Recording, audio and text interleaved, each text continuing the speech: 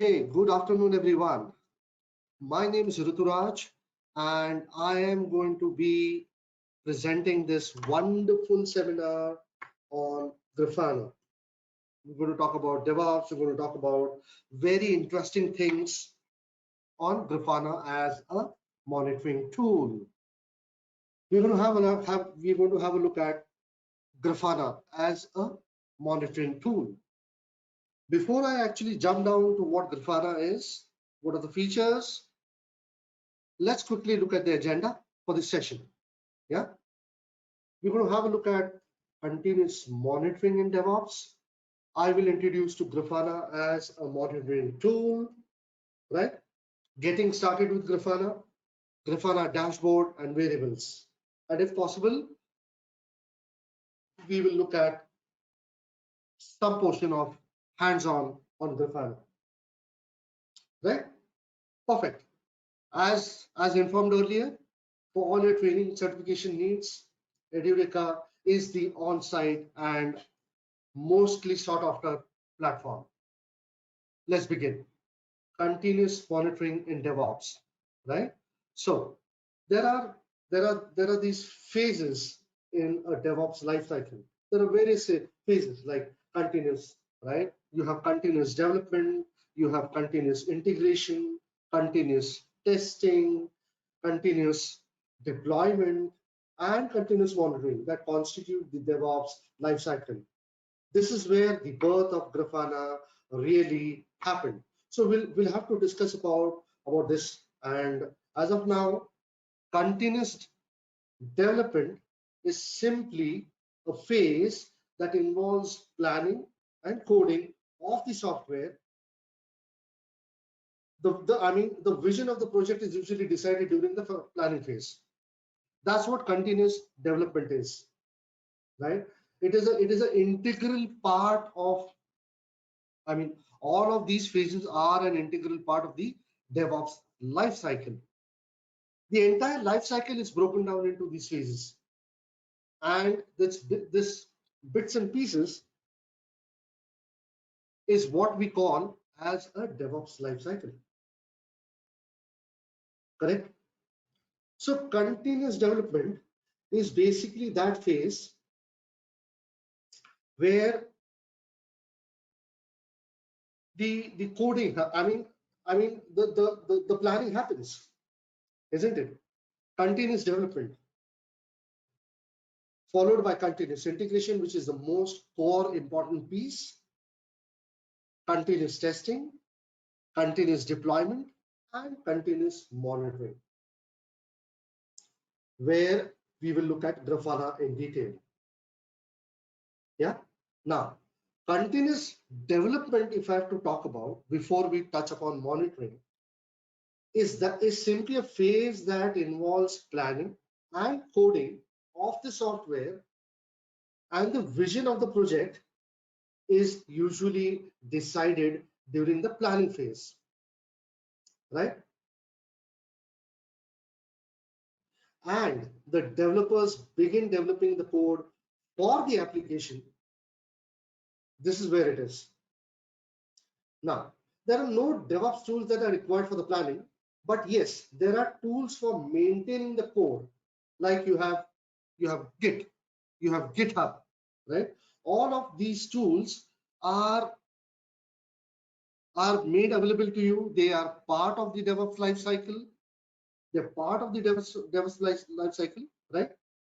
And on the other hand, continuous integration is the stage which is the heart of the entire DevOps lifecycle. Heart. So you plan it, you make use of version control systems like Git and GitHub, and you followed by which you have continuous integration, which is the heart, right? Which is the main phase of your DevOps lifecycle, right?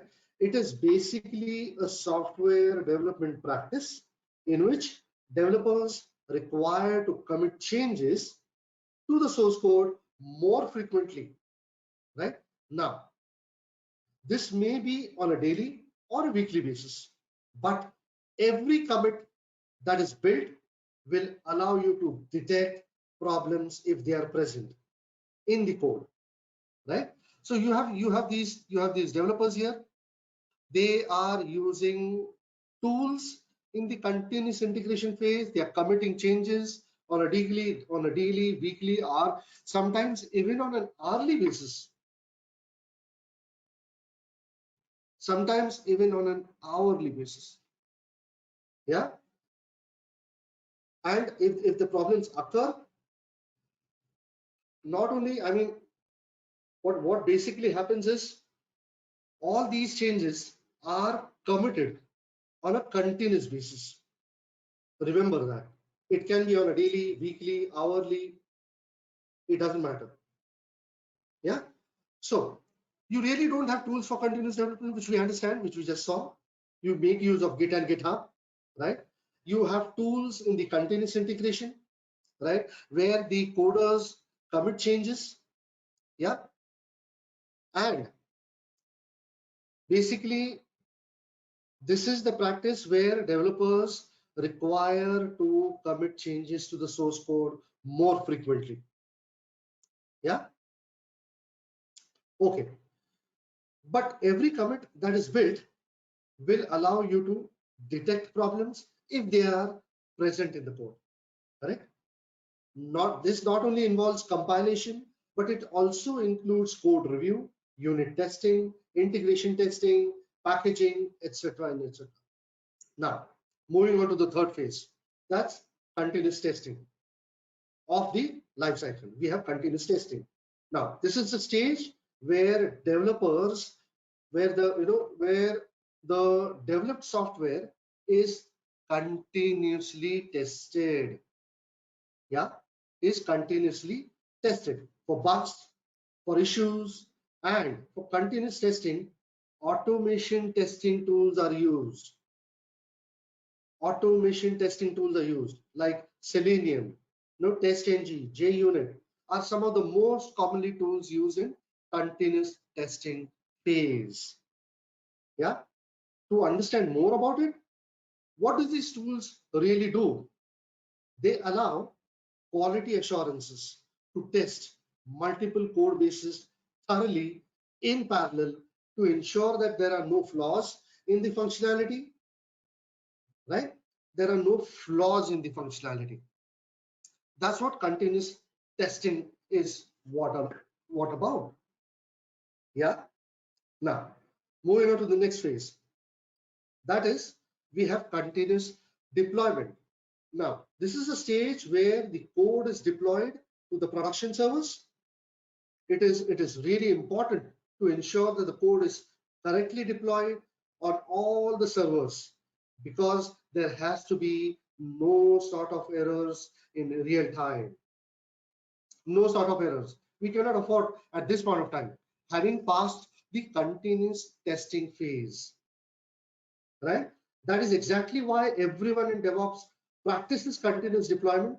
And finally, we have continuous monitoring. Very crucial stage of the cycle, where you continuously monitor the performance of your application. Finally, this is I feel this is the most important phase. I mean, you can go ahead, you can plan it out, you can integrate it, you can test it, you can deploy it. On the other hand, this is the phase where your application, your infra, everything needs to be monitored, isn't it? I mean, you can deploy it, but at the same time, within an hour's time, if you have real issues, if you do not bring in monitoring, it doesn't make sense there. It doesn't make sense there, isn't it? So vital information about the use of the software is recorded here. And this information is eventually processed to recognize the proper functionality of the application. The system errors, such as low memory, server not reachable, etc., are resolved only in this continuous monitoring phase. Low CPU usage, you have this alerting system, right? Low bandwidth, network issues, all of these get sorted out in the continuous monitoring phase. all of these. So you see the complete life cycle is made in such a way that it is fully automated. You make use of tools, you make use of software, less human intervention. The code gets corrected there and there itself. The commits are pushed into the continuous integration tools. They are deployed, so on and so forth. The continuous life cycle moves on. That is what is the level. That is where the DevOps life cycle plays a role. Yeah. Now, so we understand. No, monitoring gets you the vital information about the user software. Because this is eventually processed to recognize the proper functionality of the application, the system errors, all of these issues, right, are resolved in this phase. That is what continuous monitoring phase is. Also, the root cause of any issue is determined in this phase. So what it really does is it maintains the security and the availability of these services. Also, if there are any network issues, those are also resolved in this phase. Basically helps us automatically fix the problems as soon as they are detected. Now, these 5 DevOps stages that we just discussed are carried out on loop continuously, as I said, till you achieve the desired product quality. Therefore, almost most of the major software companies, development companies have shifted to DevOps for building the products. Now, this is where Grafana comes into picture. It is basically a continuous monitoring tool that will help you to visualize your real-time data in an application, so you can visualize your data and you can understand how it's working in real time. So before we move on, let us understand, why do we need continuous monitoring in the first place? Yeah, why do we need continuous monitoring in the first place? Okay, there are 4 major reasons as to why we need to practice continuous monitoring. The first and obvious reason is it allows us to have better network visibility, transparency. Continuous monitoring offers DevOps teams clarity on the state of the infrastructure by automatically collecting and analyzing the data. That is to reflect possible outages, right? And important trends. It also facilitates rapid responses. It also facilitates rapid responses, which is a primary aspect of continuous monitoring. Because I mean, having deployed and we are into a phase where it's all automated, the responses have to be fast enough. There's no point if there's a problem in the code and it gets notified after say a few days or few weeks, it doesn't get justified here, right? That's the primary aspect of continuous monitoring, right? Implementing an alert system that immediately notifies the right people the minute the incident emerges. So this basically enables timely response to security threats or functional stopgaps, and therefore minimizing damages, eventually allowing faster restoration of the system to optimal operational levels. The third reason is it minimizes the system downtime. Now, consistent system monitoring and quick necessary alerts help maintain system uptime by raising the alarm when there is a service outage or any application performance issues. The fourth reason is it helps in assisting with healthy business performance reduction in system downtime. Also, obviously, minimizing the negative impact on the customer experience, thereby safeguarding the organization against losses in revenue or, of course, credibility. Continuous monitoring tools can be used to track user reactions to software updates, which is useful in several teams like development team quality assurance, sales, marketing, etc. Yeah. Now that is one another aspect of Grafana. That is one more aspect where you gather. We all know data is the new oil, isn't it? The more data you collect, the more visualizations, the more it can help your business more and more. Yeah. So now that we know why we need continuous monitoring, let's understand what is continuous monitoring. What is continuous monitoring? Continuous monitoring is also sometimes referred to as continuous control monitoring, which is an automated process by which DevOps or any other personnel can observe, detect compliance issues and security threats during each phase of the DevOps pipeline. Let me repeat this. It is an automated process by which one can observe and detect compliance issues and security threats during each phase of the pipeline. Outside DevOps, the processes may be expanded to do the same for any segment, whether it's IT infrastructure in question. Also, it basically helps teams or organizations monitor, detect, study key relevant metrics, and find ways to resolve the said issues in real time. As we've already seen in our previous slides, monitoring comes in the end of the DevOps pipeline. Now, once the software is released into production, continuous monitoring will notify developers, quality assurance teams in the event of specific issues arising in production environment. So, what does continuous monitoring really help? It basically assists the organizations, DevOps teams in particular, with procuring real-time data from public and hybrid environments. This is especially useful in implementing and fortifying various security measures, incident response, threat assessments, computers, and databases for root cause analysis. It also helps provide general feedback on the overall health of the setup, including offsite networks and deployed software applications. Now, moving on, let us check on the continuous monitoring tools in DevOps, right? Okay. So we are looking at what kind of tools are available in the market today. Yeah. Having talked about the importance, having talked about what continuous monitoring is, let's look at continuous monitoring tools in DevOps. Yeah. Now, there are several DevOps tools for monitoring the ecosystem, obviously, which helps both the development and operation teams that is to work effectively together.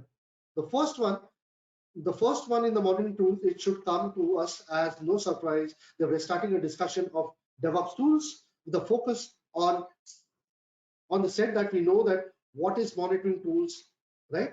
So a good monitoring platform lets you monitor infrastructure and application performance, whether on-prem or in the cloud or across containerized environments. So you have a complete visibility into every system all the time. Some of the tools are Sensui, Nagoys, Prometheus, right? Now Sensui is flexible and scalable telemetry and service health checking solution for monitoring servers, containers, container services, application functions, and connected devices. Prometheus, on the other hand, relies on the pull method to collect information with the built-in database.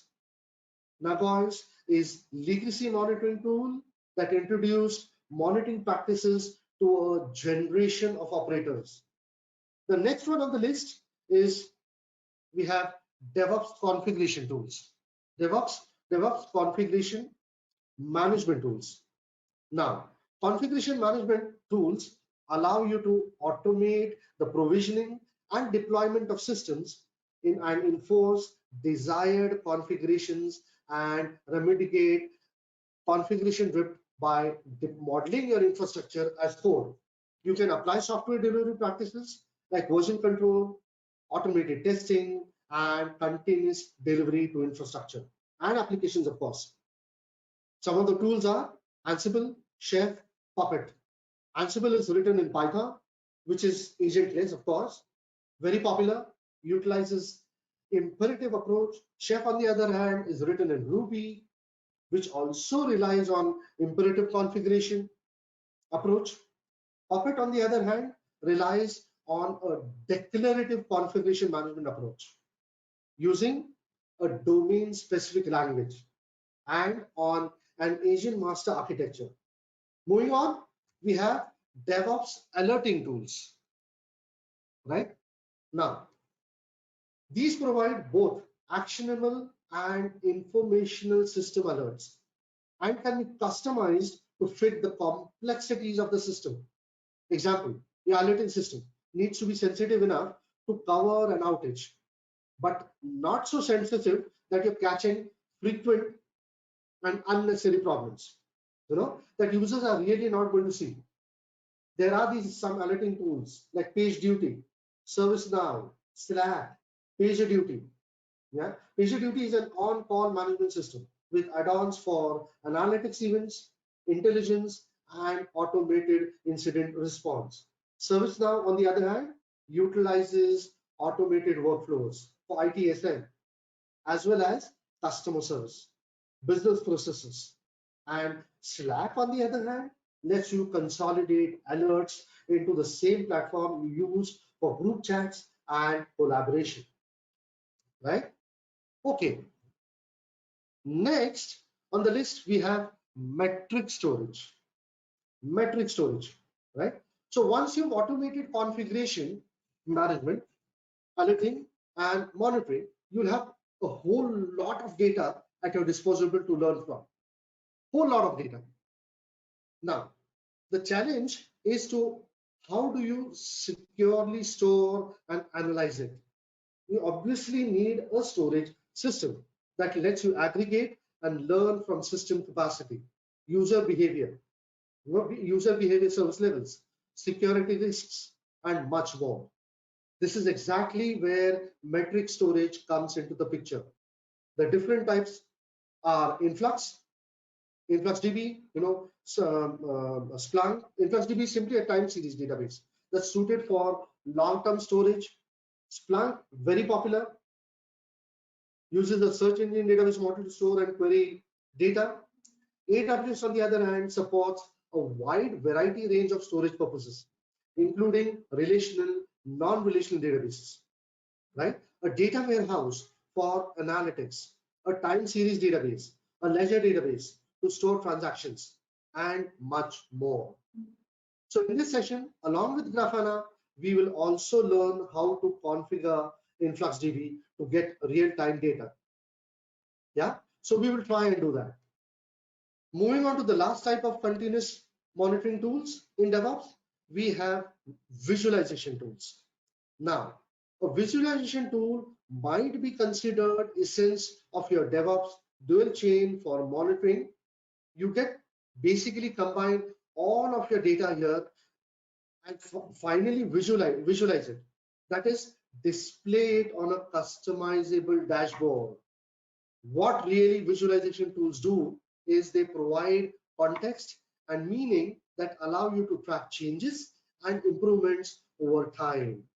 They also give management a real-time view that helps guide strategic decisions. Customization options makes it easy for team members to design and share their own dashboards. Grafana can be used on top of a variety of different data stores, including Graphite InfluxDB, Elasticsearch, and now that we know Grafana is a visualization DevOps tools, let's move on to the next part of the session. Yeah, let's move on to the next part of the session. Let's understand what Grafana is. Introduction to Grafana. So first, let us understand what is Grafana in the first place. So it's a multi-platform, open source, analytics, and interactive visualization web application. It basically provides charts, graphs, and alerts for the web when connected to supported data sources. It is expandable through a plugin system, allows you to query, visualize, alerts, and understand your metrics no matter where they are stored. You create, explore, and share dashboards with your teams. Foster a data-driven culture. Yeah, it has become the world's most popular technology, which is used to compose observability dashboards with everything from Prometheus and graphite metrics to logs and application data to power plants and beehives. Right? Let's check out some of the features of Grafana. Plethora. Grafana has a plethora of visualization options to help you understand your data very, very beautifully. Yeah. Basically, the power to represent it in visualization format, right from maps to histograms, geomaps. It has a plethora of visualization options. Basically help you understand your data beautifully. And of course, the second feature is alerts, right? So seamlessly define alerts where it makes sense. Yeah, define the alerts, and while you're in the data, define thresholds visually and get notified via Slack PagerDuty and much more. You can also unify in Grafana, brings your data together to get better context, Yeah, mix them together in the same dashboard. Mix them together in the same dashboard. Now, supports dozens of databases natively. And the best part is that you can mix them together in the same dashboard, right? That is what makes it completely and mostly sought after monitoring tool. Yeah, Alex, there was a slide. There was okay. Let me answer this. Let me answer this. It's coming up. It's coming up. Here you go. Here you go. So next, it is completely open source. Grafana gives you various options. It's completely open source and backed by a vibrant community. Use Grafana on cloud or easily install it on any platform, right? On any platform. Next important feature is that Grafana can extend and you can discover hundreds of dashboards and plugins in the official library of Grafana. Because of the passion and the momentum of their community, new ones are added almost every week. I repeat this, yeah, every week. So you can discover hundreds of dashboards. The plugins are readily available. Okay. Now, the last feature of Grafana is collaboration, right? You can bring everyone together and share data and dashboards across teams. It basically empowers users and helps foster a data-driven culture. With all of this said, let's dive into the demo piece. Yeah, I hope you were able to understand some features of Grafana, how it is, why it is so popular, what role does it play in the entire DevOps lifecycle, right? Okay. Unfortunately, what has happened is my Grafana has just crashed some time back, so I will not be able to show you the demo right now, but I will definitely assist you how it is to be installed. Yeah. So what I've basically done is, I've prepared some commands where I'm running Ubuntu as a virtual machine in my virtual box, right? So I'm using a Ubuntu 20.04 machine as in VirtualBox right now, right? And I am using Firefox in it, right? Just to check up the configuration. I'm using the terminal here, and I tried setting up Grafana here. Since it's all open source, the instructions are readily available on the net, readily available within few clicks. I can set it up, right? And the prerequisite for Grafana is you'll have to set up an engineering server so that you can test it out. You can take help of visualizations and graphs, right? And Grafana, as you can check up the port, you can check up the port on which Grafana is running. Usually it is 3000, right? So once Grafana is installed, you can check it up by giving this command. At this point of time, Nginx was already installed, right? I somehow couldn't manage to install Grafana. I was trying to do that.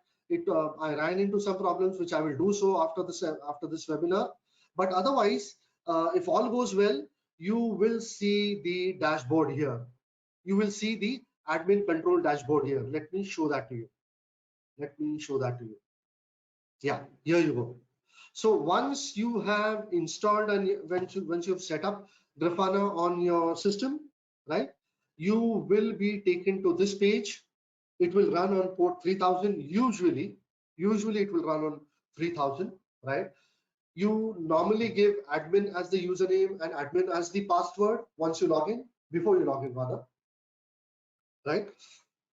And then after you enter into the Grafana system, you will then be asked to configure the database, configure the dashboards, collect all the related data, right?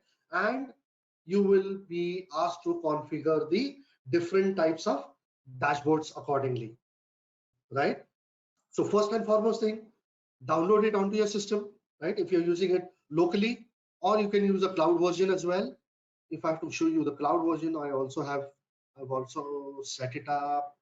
Yeah, I don't have it right now. Okay, no problem. So you can use a cloud version as well, right? Assuming that you're going to test it out in-house, set it up on one of your VMs using VirtualBox. I typically make use of Ubuntu for all my trial applications, right? Set it up on port 3000. You'll be taken to this login page. Login as the username will be typically admin, password will be admin. Follow the set of instructions, right? And you will then be guided to set up the database. It supports a variety of databases, right? And dashboards, correct? Okay. So these are the steps to download Grafana onto your system. Ensure that the service is up and running, right? Ensure you've started the service. Ensure that it is up and running. Ensure that it starts up after every reboot, right? Now, once that's done, you will be taken to the login page. Login as, and the URL for you to log in will be obviously localhost:3000. Localhost:3000. Username, of course, is admin. Password is also admin, right? Now, if you want a new password and you don't want it to be admin, just type in the new password and confirm it and submit it, right? So you can also set that up accordingly. So once you've logged in, it's going to be, I mean, it's very interesting because you just got to pick up boxes. You can really play around, right, with these panels. You can view them, you can edit them, and most importantly, you can share them. Yeah, you can duplicate them, you can remove them. So all of these panels you can move around. Yeah, this is a very interesting feature. Once you've logged in, you can scroll down. You can also see you can see the guides. You can see blogs. You can get the latest updates, right? That are changes that are occurring every day, right? List of dashboards on the left hand side. You can edit them. You can share them. You can do whatever with it. So there's one dashboard that I had worked upon. That was a world map dashboard, and it basically, so if you want to return back to the home page, you can, there are links. It's a typical web-based tool otherwise. Thank you all for having me here.